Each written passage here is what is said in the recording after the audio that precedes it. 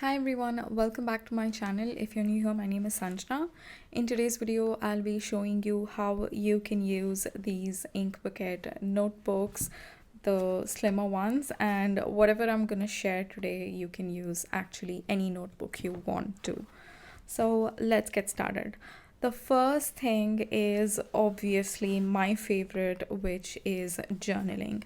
And currently, I am using this notebook. I just have these many pages left, and I have been using this since 3 months, I think from November or December onwards. So I'll be done in March with this book. And yeah, that is one of my favorite methods to use. You can choose different types of journaling. My favorite type is thought downloads. So that means whatever thoughts you have, just write down all of them here every single day. Put a 5-minute timer and write down whatever is going on in your mind at that point in time. And for that, this is the book that I used last year. I mean, just look at it. I think I started using this in April, and this is like my second journal. So April to November, December, and this is a post that this has like all of my thoughts for I don't know how many months, and it was such an interesting period in my life. It was a period of transition as well. I changed a lot in last year. My mindset shifted a lot, and I did a lot of things that achieved my some of the goals that I had, like my long-term goals. So yeah, it's really special, guys. Try it out. It works very well. 5 minutes every day. Put a timer and write down whatever comes to your mind. Currently, I have been doing that only on weekdays. I don't do it on weekend because on weekend I do my like end of the week reflection and all of those things. So I do it on weekdays. That's one idea. And you can also use prompts, by the way, for journaling.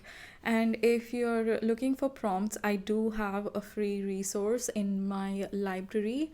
It is about how to gain clarity in order to achieve your goals. So that's like a workbook. It has a list of journaling prompts. You can use that as well if you want to gain clarity. And there are like whatever your goal is, depending on that, pick the journaling prompt. So that's one method. And another method is goal setting. When I say goal setting, it's all about setting your yearly goals or your long-term goals, like a 5-year goal, whatever vision you have, and then breaking that down to yearly goals, then breaking it down to quarterly goals, and then just keeping a track of it. Probably you can give yourself a schedule as to every week I am going to check in and see where I am, in terms of this goal. So every week you can come here, check in, and then see, okay, next week, what is it that I want to do? What is my next week's goal in order to achieve that long-term goal? So break it down, guys: yearly, quarterly, monthly, weekly, and then also keep reviewing those goals. That's really important. So this is the second method. And the third method is to, if you are taking some sort of courses, like online courses, if you're learning anything about personal development, or if you're learning anything about a specific topic, you can keep a book for that. You can use one of these for that. And I can show you the book that I use currently. And this is the book that I use for any course that I take.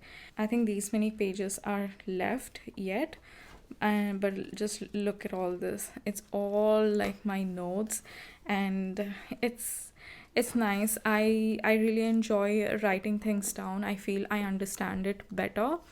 So any online courses that I take, which is outside my academics, I keep a notebook for that and make notes for all of them in this one. So you can use one of these notebooks for keeping your courses, like anything that you're learning. If you're learning a new language, or if you are learning about art, you can write down your notes in that. And then the next method is one that I know for sure my client uses it. It is for coaching. So if you have a coach and you attend coaching sessions every week or every 2 weeks, you can have a notebook for this. And this size is just perfect for it because it's pretty thin and it doesn't take up a lot of space on your desk or in your storage. And the coaching sessions, like you can have one sheet per coaching session and make a note of anything that comes up during the coaching session so that you can reflect back on it post your session. And also, if you have worked with a coach, you know that you will get a couple of homework. So I give my clients homeworks and they maintain, like, a couple of them maintain a notebook wherein they do all their homework and they just take down their notes so that next session when they come back and we talk about, last week, how did we progress and all that, they all have it ready to go in a notebook. That's one thing. And I also know that one of my tarot reading client uses it. Like, she has one of these ink bucket notebooks itself, and what she does is when I do the tarot reading, say I do it this week, she writes down the card that she gets and the message that I give her. So she makes a note of it and then she goes and implements that into her plan. And then next week when she comes back, what I would do is I will check in with her regarding the previous message. So she has all that ready to go in one spot. And I feel that's a really good thing. And then another way is to write your affirmations, which I do, by the way. Let me just show it to you. Here you go. This is one of the affirmations that I had written.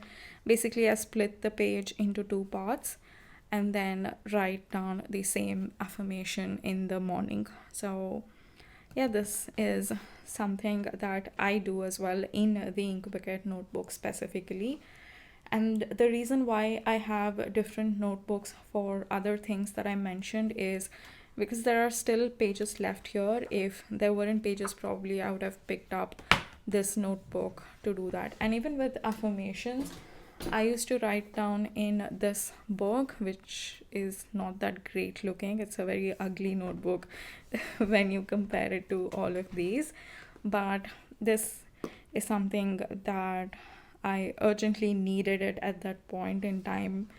And I used to write my affirmations in this. And this has my 2020 affirmations that I worked on.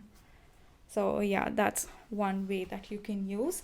And you can also write your gratitude journal. I don't have it with me to show it to you guys because right now I use a specific gratitude journal.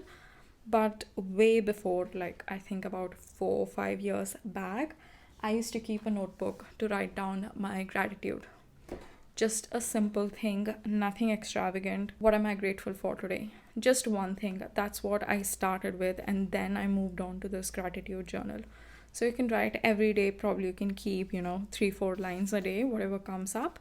One thing that you're grateful for. That's an excellent habit to start off with. And another idea that I have is to keep notes regarding the books you read, especially if you read a lot of personal development books. You can keep a specific notebook in order to write down all the notes that come up. What I do now is that I have like these page flags and I make notes within the book, or I do this. Like, this is one of the books that I read recently, and it's like an ongoing book. I keep going back to this. So I have my sticky notes here, and then any notes I want to make, I make it over here, and I write down like the page numbers as well to see which page number. And also, when I have marked these, I write down notes like as I read and go. If anything I want to like highlight it completely, that's when I put it here. So I think it'll be a good idea actually, even for me, to keep a notebook when I read like when I read these kind of books. Actually, you know what? I am reading the Ayurveda book. I actually have to start reading it. So I think it'll be a good idea to keep like this notebook for that, let me see, it's actually a very big book, so there might be space within that book to make notes. If not, I can probably use it. So that's a good idea as well. Probably I wouldn't use it to make real-time notes. I would still do it in those books itself, but I can use it as a reflection or to write a summary so that if I want to look back, I need not go and juggle through these page flags. I have that ready summary with me to just reflect and see what I want to look at. And that's one thing. And then another thing is for planning. And I do use that. Let me just show it to you. I have it over here. So this is a notebook that I use to just pre-plan stuff. And you can see here one of the latest things that I have planned here is the content for March, like YouTube and podcast episodes. So it's still in progress. I just write it down, and I also have this. I'm a little bit worried to like flip through this book because there might be some details that I don't want to disclose. So there is this another page where I have a list of ideas, like anything related to planning I put here, anything related to mindset I put here. So these are the main two branches that I have in my content. And what you can do is you can use it to, just make a rough note. Okay, what is your plans to do in March? Just write all of them down. What I do is, if I run out of planner space, I don't think I've ever shown it to you guys. Let me show it to you. If I run out of planner space, I use these notepads. By the way, these were the notepads that I had created 2 years back. I had launched it 2 years back. So I got some of them with me to Canada, and I ran out of like one whole thing. So if I have any additional things, I take out this notepad. And oh my god, look at here. This was when my brand name was Bitojam. So yeah, that was nice. And my website address and stuff. So yeah, I use this to make all of the notes. And I use this to write down any additional things that I need to get done that day, or to break down the tasks. If in my planner I would have just put, okay, work on this assignment or something. So I use this notepad to write down in that what is it that I have to do. And this is a plain notes, and this is from my brand as well. I'm not selling it now, but I used to sell it a couple of years back. So in this, I do like a brain dump thing. I just any maps that I need to make or any diagrams that I need to make, I do it in this. And I do that a lot, guys, trust me. I do these kind of things a lot, so this plain notepads come in really handy. So these were all the ideas that I wanted to share with you guys. And if you have any other ideas apart from the ones that I mentioned, do let me know in the comments below.